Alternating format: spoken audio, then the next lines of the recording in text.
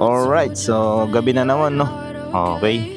Ito nga pala yung maliit natin na factory ng chicharon dito sa Taiwan. Bali ngayon ginabi na naman tayo, no? So alas 11 na po ng gabi. Sobrang tahimik dito ngayon. So magna night ride tayo. Pupunta tayo sa Taoyuan. Pagka ganitong alas 11 ng gabi, tingnan natin kung may mga bukas pa ba ng mga mall. Tingnan natin, no? So, ito pala gamit natin is Vespa GTS 300 2024 model. So, pagka meron na siyang wambar, pwede na siyang gamitin. So, yun yung turo nung Vespa para maging maganda yung flow ng makina. So, makapansin nyo, no? 1,189 kilometers pa lang yung tinatakbo ng Vespa natin. Mga gantong oras wala na masyadong mga sasakyan. So dito sa Taiwan medyo okay na yung panahon. Umiinit na. So kung papipiliin ako, summer, winter o rainy season, pipiliin ko is winter na lang. Mas gusto ko ang winter kasi pwede ka mag-adjust dun eh. Summer magastos yun kasi yung electric, ang lakas kumain ng aircon ng ang lakas kumain ng kuryente ng aircon. So dito tayo dadaan sa main road papunta ng Taoyuan para dire-diretso yung biyahe. Saka maganda yung kalsada, maluwag, makakapagparurot tayo. Ibang klase pala tong Vespa, mga talagang pagka humataw siya, di ka mabibitin. Talagang solid siya, no? Yeah. Saka yung mga bago pa lang nanonood sa ating vlog, dito po sa Taiwan kaliwat kanan ng stoplight. So kahit gaano ka pakabilis magpatakbo, sigurado hihinto ka pa din. At dahil din sa mga CCTV, so may speed limit dito. Kung ako lang ilang beses na ako na-picturean. Unang picture is 1.4. So pangalawang picture is 1.2. Pantatlong picture is 3 times violation is 900. Pababa naman siya ng pababa. So don't worry. May naamoy akong nasusunog, mga kaya yun.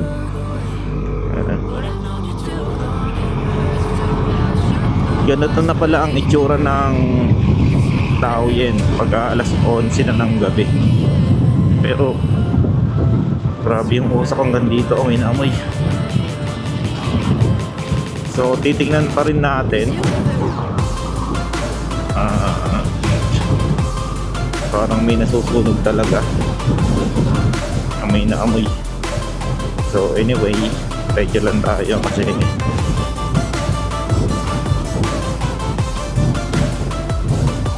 wala tayong magagawa dyan.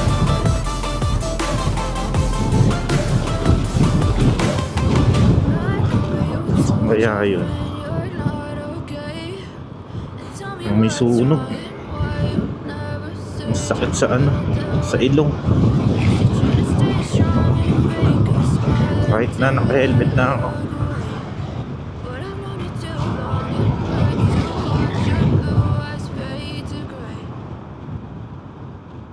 Ayan. So pwede tayong dumaan dito, pwede rin dito, pero dito tayo dadaan para sigurado yung tumbok natin is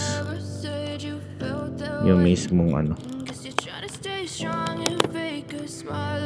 mismong Taoyuan City, o Taoyuan City naman to, yung mismong sentro ng Taoyuan, kung saan marami kang mabibiling mga accessories, lahat nandun kasi maraming mall doon. Nandun lahat Tonlin, F21, tapos ngayon may ginagawa pa Subway. Opo, pag nagawa yung subway, mga ano, magiging parang Taipei na tong ano, Taoyuan. So ibig sabihin nun, gaganda yung ano, Taoyuan, gaganda siya, kaya lang lalaki ang tax, mga bilihin magmamahal katulad sa Taoyuan. Yun ang disadvantage. Yung mga paupahan magmamahal din, ganun.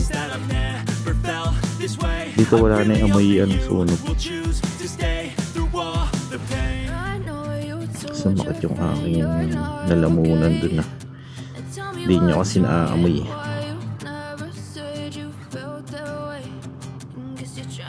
Ganito yung itsura ng tao yan.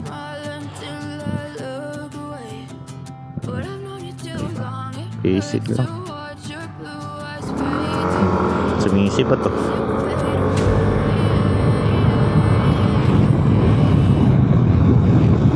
Sana naman ay malinaw yung aking boses kahit na sobrang lakas ng hangin.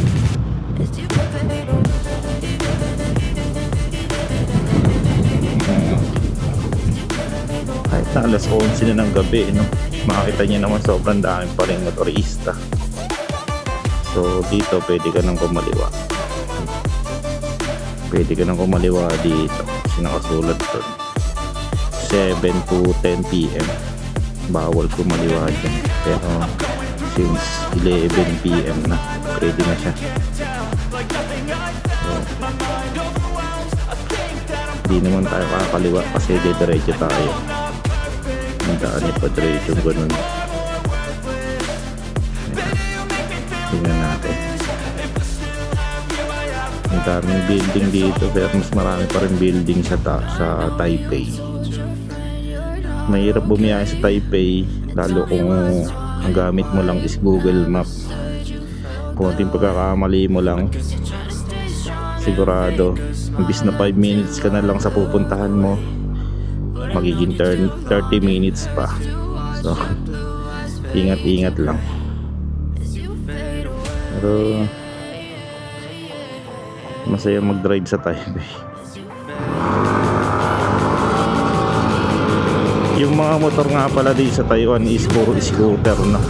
Bihira ka makakita ng mga dekambyo motor dito, pero ang tutulin.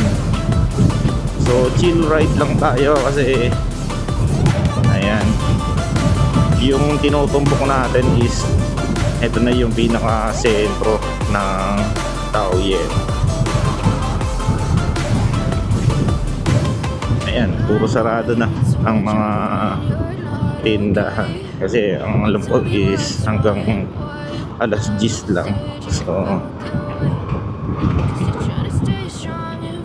ayan, ito na mismo yung Taoyuan. Okay, ito naman yung Nova. So pakakanan tayo dito. Okay, so yung diretso naman na yan yung Taoyuan train station. So ayan, kitang-kita naman yan yung landmark niyan, Taoyuan train station. Pag nakita niyo yan, it means nandito na kayo sa Taoyuan. At ito naman yung FE21. Yes, FE21. At katabi niyan is Nova. So ito yung Nova, dito yung bagsakan ng mga gadget. So advice ko lang kung naka-email dyan kasi ilang beses na ako nadali dyan. Laging sira yung cellphone ko. Siguro natapat lang sa akin, pero I have bad experience, so hindi na ako bibili dyan pag gadget ang pinag-usapan. Siguro mga accessories like yung mga mounting, pwede na. Pero yung like Samsung, mga flagship phone, mabibitaw ka ng malaking halaga, doon ka na bumili sa trusted na mga retail store. So yan, kakanan tayo dito. Wala na. Okay, mga sarado na yung mga store. So pag diniretso natin yan, ito mismo yung pinaka-sentro, mga ano, sentro ng tao yan. So nakapatay na yung LED dun sa taas. Hindi rin pala siya 24 hours, no? So ito naman yung Tonlin. Yan, yung mataas na yan, Tonlin.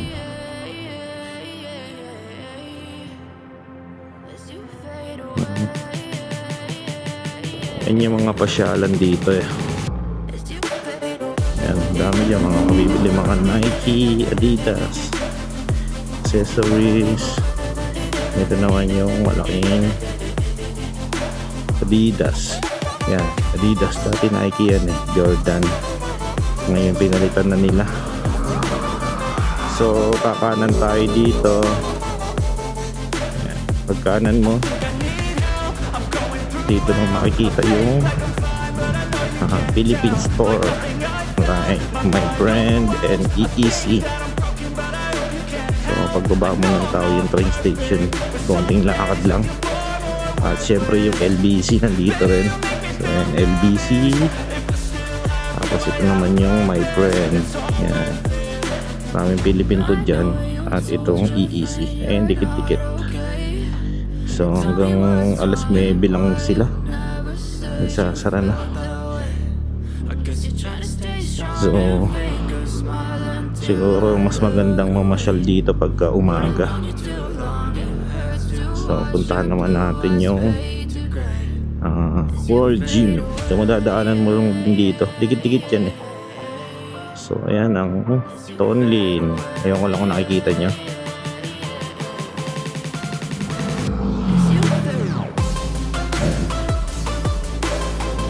Kakain na tayo dito kasi puro sarado na yung mga stores, mas wala naman tayo makikitang iba pa. Dito nga pala sa Taiwan, halos dikit-dikit yung mga convenience store like Family Mart, 7-Eleven, pinakamarami. Ito naman tinatawag na Tao Garden, so hindi pa ako napupunta dyan. Tao Garden, di ko alam kung hotel ba yan o apartment o condo. So doon naman yung World Gym. Ayan, kitang-kita nyo naman. Yan. Bahala ko sana magpa-register. Ayan. Sobrang sipag ko eh. Ayan, hindi na rin siguro. Trabaho lang, pagod na eh. So dire-diretso na tayo. Oh, may daan nga pala doon. Dapat kumaliwa na tayo doon, mga anak. Anyway, may daan pa naman dito.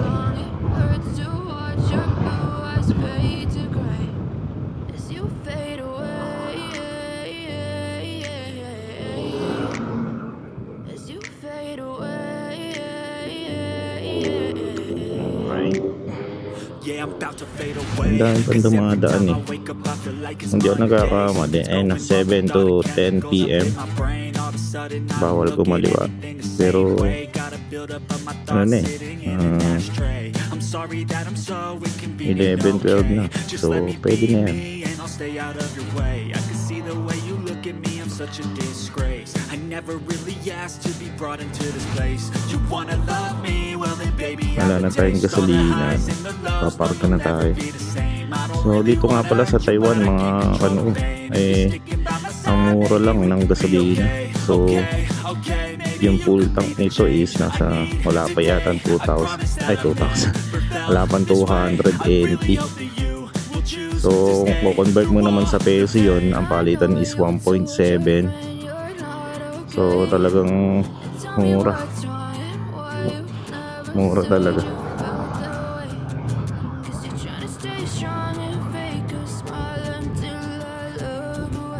Mag-U-turn tayo dito.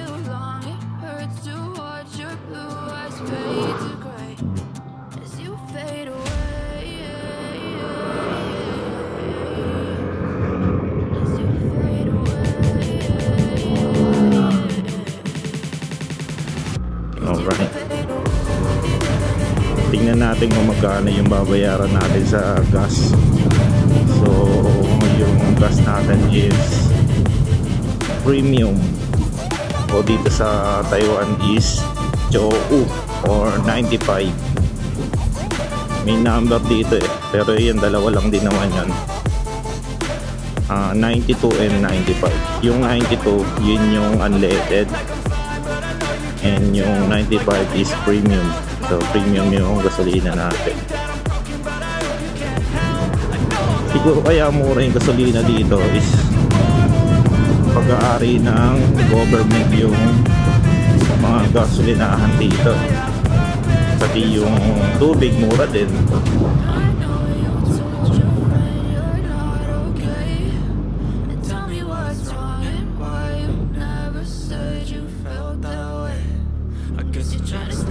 Yung pala yung naamoy ko is Sandstorm.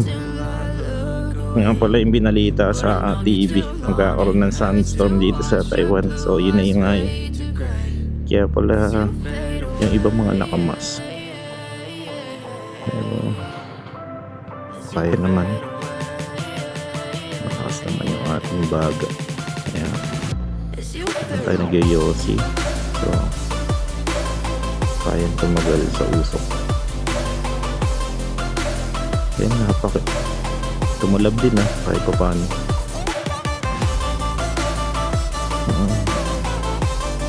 Ito yung paduktong ng subway. Hindi pa tapos. Tagal na yan So tagal nang ginagawa niyan. Meron na sigurong 5 years nung sinimulan yan.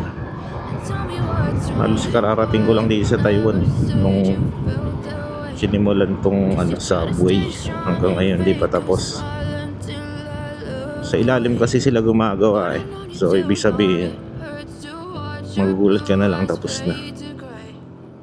Yan. Dito yung gasolinahan is 24 hours naman. Nakahiwalay naman yan.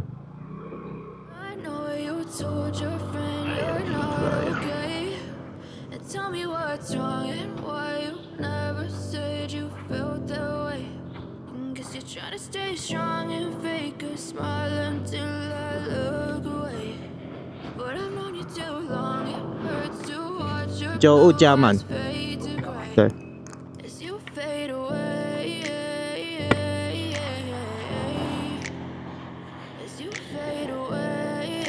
Gas. Yeah, I'm about to fade away, cause every time I wake up I feel like it's Monday. Something's going wrong with all the chemicals up in my brain. All of a sudden I don't look at anything the same way. Gotta build up of my thoughts sitting in an ashtray. I'm sorry that I'm so diba? 195 lang. Just let me be me and I'll stay out of your way. I can see the way you look 195 lang full tank. I never really asked to be brought up sa peso yan. You wanna love me? Well then baby I have a taste. All the highs and the lows. Ayun na, 92 unleaded, 95 unleaded. Si.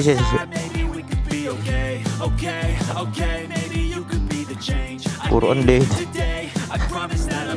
Puro unleaded naman nakasulat.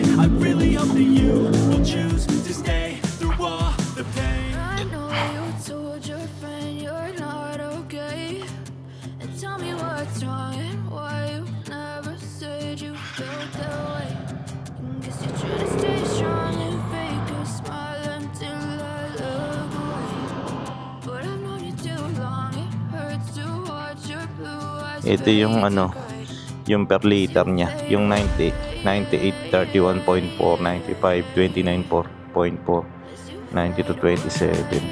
So yung 92, yun yung unleaded, mas mura So mahal pa pala yung gasolina natin.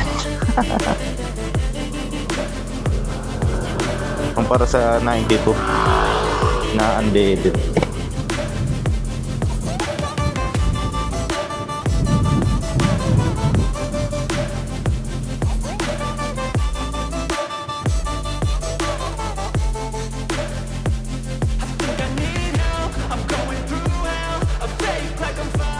So turo ko pala sa inyo dito yung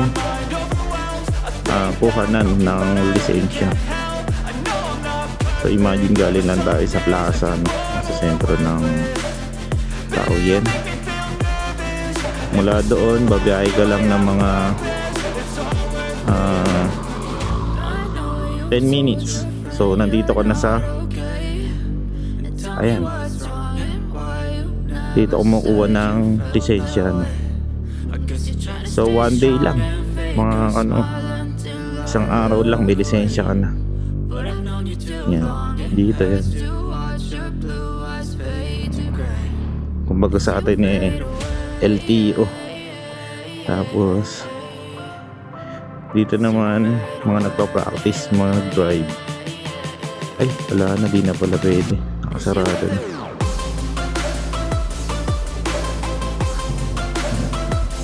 Dito na LTO dito sa tao yan.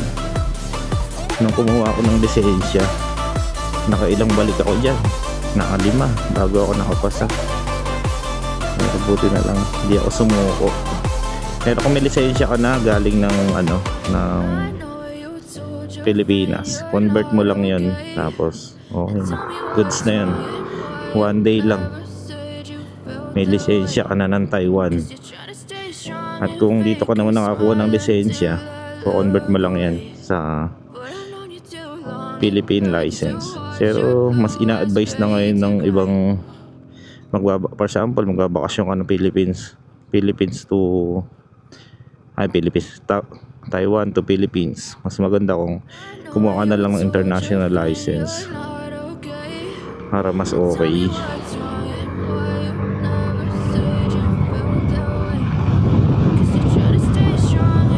Yeah. Saka dito nga pala sa Taoyuan, napakaraming park na pwedeng pasyalan, magpahinga, ganun. Mga lovebirds, alam mo na. May isang problema ng Taiwan ngayon is yung populasyon, dahil pababa yung mga nagbe-baby o nag-aanak dito sa Taiwan. Parang sa Japan na rin. Mas pinipili pa nila mag-alaga ng aso or pusa. Mga takot sa responsibilidad.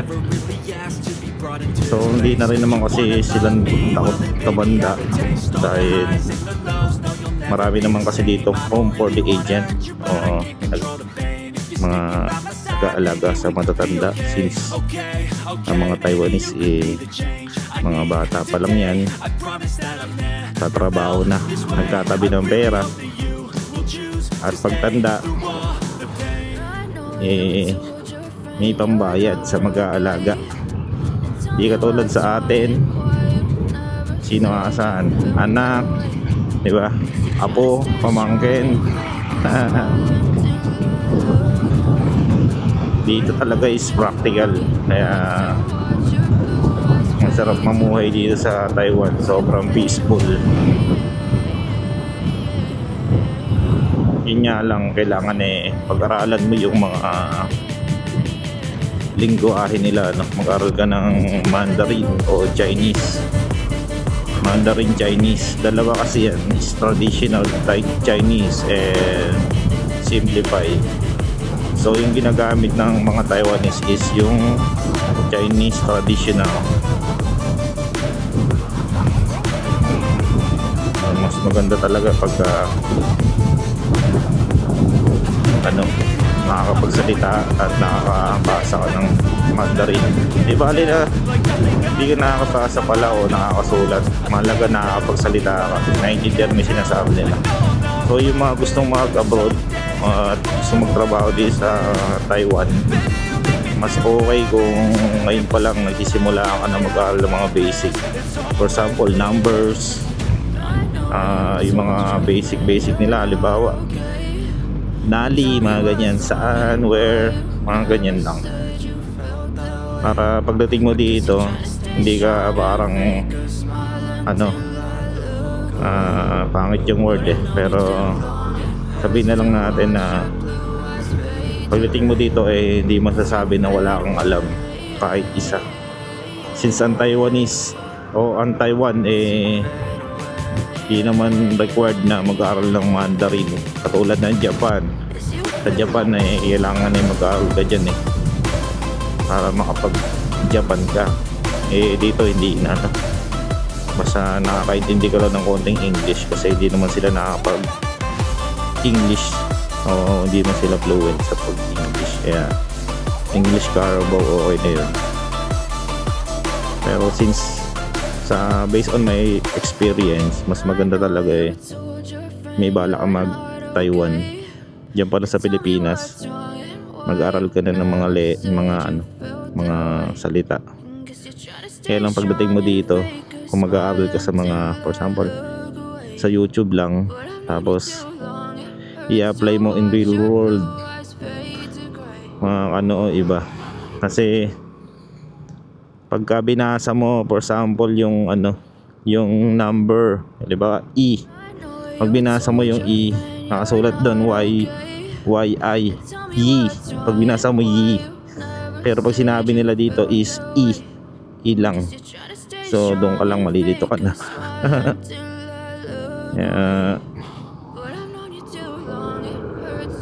At least meron ka ng